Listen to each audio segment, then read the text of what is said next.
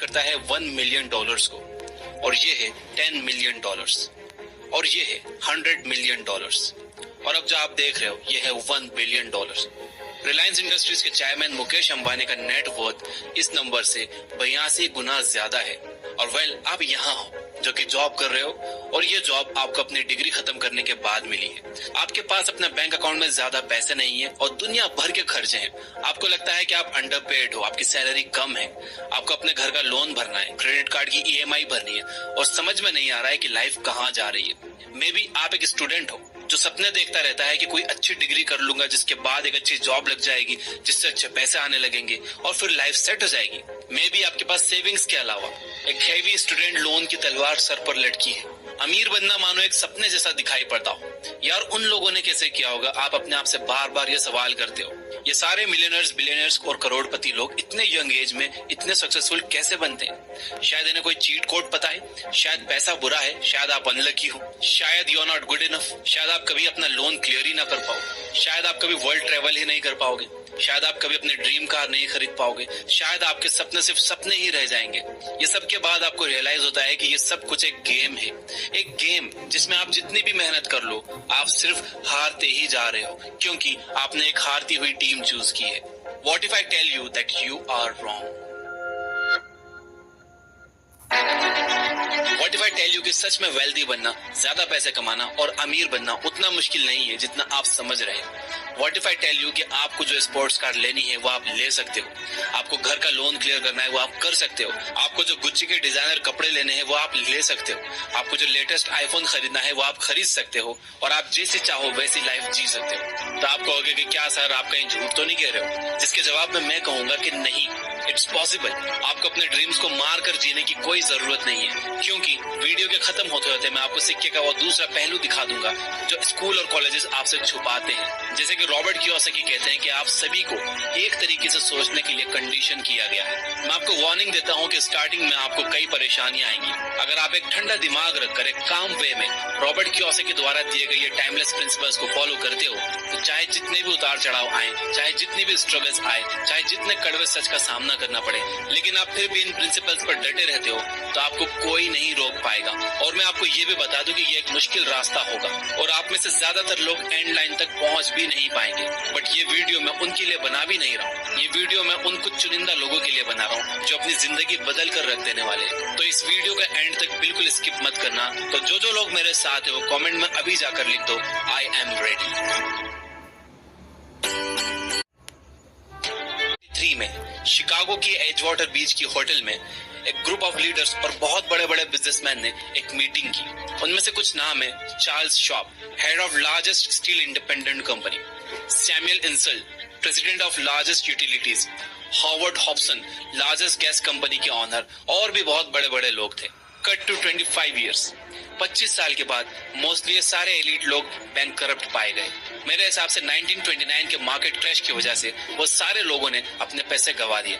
Market में ups and downs आएंगे, पर आपके पास जब फाइनेंशियल एजुकेशन होती है तब आप अपनी वेल्थ को ना सिर्फ बचा सकते हो, बट उसे साइमल्टेनियसली ग्रो भी करवा सकते हो। एक रिच बास्केटबॉल प्लेयर को टीम से टर्मिनेट कर दिया गया, और फिर उसकी spending habits and financial education ना होने की वजह से उसे कार वॉशिंग सेंटर में काम करना पड़ा, जिसके बाद उसे वहां से भी निकाल दिया क्योंकि उसने कार साफ करते वक्त अपनी चैंपियनशिप रिंग निकालने से मना कर दिया था। आपने ये नोटिस किया कि कैसे लोग करोड़ों रुपए की लॉटरी जीतते हैं और फिर 1 साल बाद फिर से वैसे ही हो जाते हैं जैसे पहले थे। आई एम श्योर आपको केबीसी के करोड़पति सुशील कुमार पता ही होंगे, जिन्होंने करोड़ों रुपए जीते लेकिन कुछ सालों बाद बैंक करप्ट हो गए।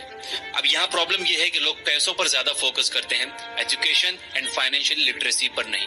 फाइनेंशियल लिटरेसी क्या होता है वो समझने के लिए आपको ये सिर्फ 3 स्टेटमेंट समझने की जरूरत है। Number 1 income statement, number 2 balance sheet, और नंबर 3 कैश फ्लो।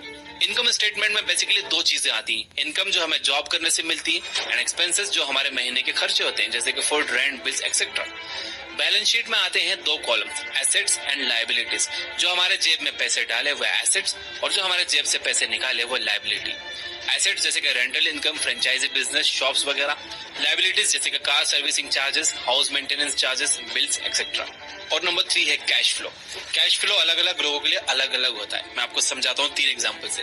एक गरीब इंसान का कैश फ्लो कैसा होगा। एक गरीब मजदूर जिसकी इनकम कम है, उसके एक्सपेंसेस ज्यादा हैं, तो सबसे पहले इनकम उसके बैलेंस शीट में आती है, जिसके बाद एक्सपेंसेस कॉलम में चले जाती है, जहाँ पे बेसिक सर्वाइवल नेसेसिटीज है जैसे कि खाना, रेंट एक्सेट्रा। गरीब इंसान के पास ना एसेट होती है और ना ही लायबिलिटी, वो बस सर्वाइवल के लिए काम करता है। एंड आई फील कि हमें उन तक ये फाइनेंशियल नॉलेज पहुंचाना चाहिए। फिर आते हैं मिडिल क्लास लोग, जो अमीर बन सकते हैं पर ये एसेट्स खरीदने की जगह लायबिलिटीज खरीद लेते हैं। इन्हें सबसे पहले पैसे आते हैं सैलरी से या फिर सेल्फ एम्प्लॉयमेंट से, और ये पैसे आते ही लायबिलिटीज में चले जाते हैं, जैसे कि कार की ईएमआई, होम लोन की EMI, credit card bills, phone की ईएमआई एक्सेट्रा। और उसके बाद आते हैं फिर घर के खर्चे जैसे कि इलेक्ट्रिसिटी बिल, दूध का बिल एक्सेट्रा। तो उनका भी एसेट कॉलम खाली रहता है, क्योंकि ऑलरेडी खर्चे तो बहुत हैं, लेकिन उन्हें हर महीने लायबिलिटीज भी तो खरीदनी होती है दूसरों को दिखाने के लिए, खासतौर से उन लोगों को दिखाने के लिए जिन्हें वो पसंद नहीं करते हैं। और तीसरे कैटेगरी में आते हैं अमीर लोग। एक अमीर आदमी अपनी एसेट जैसे कि stock, real estate, bonds, patents, businesses etcetera, इनसे ही इतने पैसे जनरेट कर लेता है कि उससे ही वो अपने घर के एक्सपेंसेस जैसे कि इलेक्ट्रिसिटी बिल, फूड वुड को क्लियर कर देता है। और तो और वो अपने एसेट्स के पैसों से ही लायबिलिटीज खरीदता है, एंड जो भी एक्सेस कैश बच जाता है वो फिर उससे एसेट्स खरीद लेता है। एक अमीर इंसान हमेशा ये जानता है कि उसकी इनकम से पहले वो एसेट खरीदेगा और फिर उन एसेट्स से होने वाली इनकम से लायबिलिटीज खरीदेगा। मनी 1876 में जब सर अलेक्जेंडर ग्राहम बेल ने टेलीफोन को पेटेंट कराया, तब उन्हें एक्सट्रीम हाई डिमांड की वजह से बहुत सी प्रॉब्लम्स फेस करनी पड़ रही थी। लोग टेलीफोन डिमांड किए ही जा रहे थे और उनके पास उतने टेलीफोन्स की सप्लाई ही नहीं थी। तो फिर वो विलियम ऑर्टन के पास गए, जो कि उस टाइम सबसे बड़ी कंपनी वेस्टर्न यूनियन के प्रेसिडेंट थे। ग्राहम बेल ने अपना पेटेंट सेल ऑफ करने के लिए उनसे $1 लाख की मांग की, जिसको विलियम ऑर्टन ने पागल हो क्या बोलकर रिजेक्ट कर दिया। जिसके बाद ग्राहम बेल ने AT&T फॉर्म की, जो बाद में $1 मिलियन कंपनी बनी। ये देखकर विलियम ऑर्टन को ये रियलाइज हुआ कि उनसे कितनी बड़ी गलती हो गई है। अगर वो टेलीफोन का पेटेंट खरीद लेते तो क्या ही हो जाता। हमेशा याद रखो, it's not the smart who get ahead but the bold. ज्यादातर लोग अपने पैसों को लेकर बड़ा सिक्योर खेलते हैं, जरा भी रिस्क नहीं लेते, क्योंकि उन्हें लगता है कि अगर वो रिस्क लेंगे तो उनके पैसे डूब जाएंगे। और इस डर को हराने के लिए आपको अपना फाइनेंशियल IQ हाई करना चाहिए, ताकि आप अपने डेस्क जॉब छोड़ सको और अपने बिजनेस आइडिया से $1 मिलियन कमा सको। आज से 400 साल पहले हम जमीन को एसेट मानते थे, जिसके बाद जितनी ज्यादा जमीन वो उतना ज्यादा अमीर। फिर इंडस्ट्रियलाइजेशन होने की वजह से लोग फैक्ट्रीज और ऑफिसेज को एसेट्स मानने लगे। और आज की मॉडर्न एज की बात की जाए तो हम इंफॉर्मेशन को एसेट मानते हैं। पर यहाँ समझने वाली बात यह है कि information today is infinite and daily नई नई चीजें आती ही जा रही हैं। पहले के जमाने में ये सब पॉसिबल नहीं था, लेकिन आज चैट जीपीटी और AI के जमाने में ये सब पॉसिबल है। तो प्लीज अपना टाइम सीखने में और एग्जीक्यूट करने में लगाओ, क्योंकि आप जितना ज्यादा सीखोगे उतना ज्यादा आप बोल्ड और कॉन्फिडेंट बनते जाओगे। Don't work for money. एक बार रॉबर्ट कियोसाकी इंटरव्यू देने के लिए सिंगापुर गए थे। एक यंग लेडी उनका इंटरव्यू लेने वाली थी। इंटरव्यू के बाद उस यंग लेडी ने कहा कि मैं भी आपकी तरह बेस्ट सेलिंग ऑथर बनना चाहती हूँ। अब क्योंकि वो बहुत अच्छा लिखती थी, रॉबर्ट ने पहले ही उस यंग लेडी के कुछ आर्टिकल्स पढ़े थे और रॉबर्ट को वो आर्टिकल्स बड़े अच्छे लगे थे। तो रॉबर्ट ने बड़े कैजुअली उस लेडी से पूछ लिया कि इतना अच्छे लिखने के बावजूद भी तुम राइटिंग को फुली परस्यू क्यों नहीं करती। जिसके बाद रिस्पॉन्स ने उससे कहा कि सब कहते हैं कि मेरे आर्टिकल्स, बुक्स बहुत अच्छे हैं, पर कोई उन्हें खरीदता ही नहीं है, इसलिए मैं इस न्यूज़पेपर फॉर्म में काम करती हूँ ताकि मैं अपने बिल्स को टाइम टू टाइम पे कर पाऊँ। क्या आपके पास मेरे लिए कोई सजेशन है? रॉबर्ट ने इमीडिएटली रिप्लाई किया यस, और कहा कि मेरा एक फ्रेंड है जो सेल्स सिखाता है, आपको उनके सेमिनार्स अटेंड करने चाहिए। तो सुन के यंग लेडी एकदम गुस्से में आ गई और रॉबर्ट से कहने लगी कि आप मुझे फिर से स्कूल जाने के लिए कह रहे हो, अब मैं सेलिंग सीखूंगी। तो रॉबर्ट ने कहा कि सीखने में क्या बुराई। तो उसने कहा कि मैंने इंग्लिश लिटरेचर में मास्टर्स किया है, आई एम अ प्रोफेशनल, और वैसे भी मुझे सेल्स के लोगों से सख्त नफरत है। ये बात बोल के वो अपना ब्रीफकेस पैक करके जाने लगी। रॉबर्ट ने एक कवर देखा जो वो लेडी लेकर आई थी, जिस पर लिखा था Robert Kiyosaki, best selling author of the book rich dad poor dad. Robert ने उससे कहा कि ये देखो तुमने क्या लिखा, best selling author. I am not the best writer, मेरी राइटिंग स्किल्स भी इतनी अच्छी नहीं है, पर I am a good seller. तुम्हारी राइटिंग भले ही अच्छी हो, बट अगर कोई इसे खरीदेगा ही नहीं तो क्या फायदा, और सेल्स सीखने में क्या बुराई है। ये सुनकर उस यंग लेडी की आंखें खुली की खुली रह गई। रॉबर्ट कहते हैं कि आज हमारे आसपास बहुत स्मार्ट, एजुकेटेड और टैलेंटेड लोग हैं, पर मैं बहुत बुरा फील करता हूँ उनके लिए कि इतने टैलेंटेड होने के बावजूद भी वो इतने कम पैसे कमाते हैं, क्योंकि वो लोग काम करते हैं ताकि पैसा पैसा कमा सकें, जबकि आपको ऑब्जेक्टिव पैसा कमाना हो तो आप अपनी स्किल्स पर मास्टरी कैसे अचीव कर पाओगे? याद रखना, लोग हाई एंड पे सिर्फ और सिर्फ स्पेशलाइज्ड नॉलेज को करते हैं। एंड स्पेशलाइज्ड नॉलेज कैसे आती है? Through learning and making a lot of mistakes in small niches. On business 1974 में मैकडॉनल्ड्स के ऑनर रे क्रॉक को यूनिवर्सिटी ऑफ टेक्सास में इनवाइट किया गया था। वहां सारे स्टूडेंट्स जो एमबीए परस्यू कर रहे थे हॉल में पहुंच गए। उन्हीं स्टूडेंट्स में से रॉबर्ट का एक फ्रेंड भी वहां हॉल में प्रेजेंट था। रे क्रॉक ने एक बहुत पावरफुल स्पीच दी एंड सब स्टूडेंट्स बहुत मोटिवेट हो गए थे और फिर फाइनली हॉल एडजर्न्ड, यानी कि सब अपने अपने घर जाने लगे। कैजुअली स्टूडेंट्स ने रे क्रॉक को स्पीच के बाद उनके साथ हैंग आउट करने के लिए पूछ लिया। रे क्रॉक वाज वेरी काइंड एंड उन्होंने स्टूडेंट्स के साथ हैंग आउट करने के ऑफर को एक्सेप्ट कर लिया।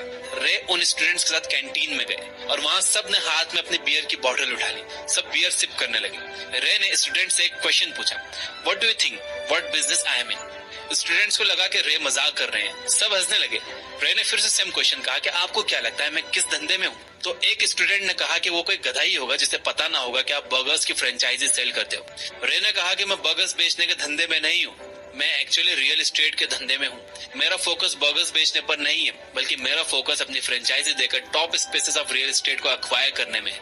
आज हमारे पास कैथोलिक चर्च से ज्यादा पीसेस ऑफ लैंड है, वो भी वर्ल्ड के पॉश से पॉश प्लेसेस पर। रॉबर्ट का फ्रेंड जो रे क्रॉक से क्वेश्चन पूछ रहा था, आज उसका कार वॉशिंग का बिजनेस है, पर वो कार्स को वॉश करने पर फोकस नहीं करता।